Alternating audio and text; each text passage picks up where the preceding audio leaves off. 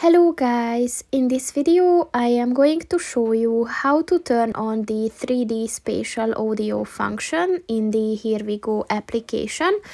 But first I just want to mention, don't forget to subscribe to my channel, because at 10,000 subscribers I am going to show you my whole YouTube revenue statistics and growth strategy, as well as how to make money online.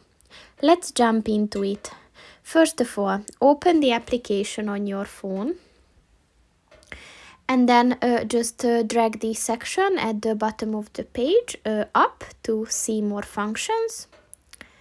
And at the account and settings section, click on the settings button.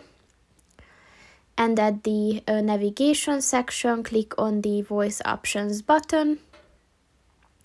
And if you scroll down at the spatial audio section, look for the turn on 3D spatial audio button.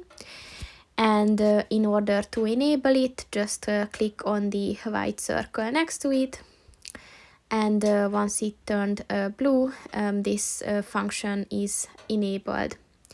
So that's pretty much it for this video, guys. See you in the next one. Goodbye.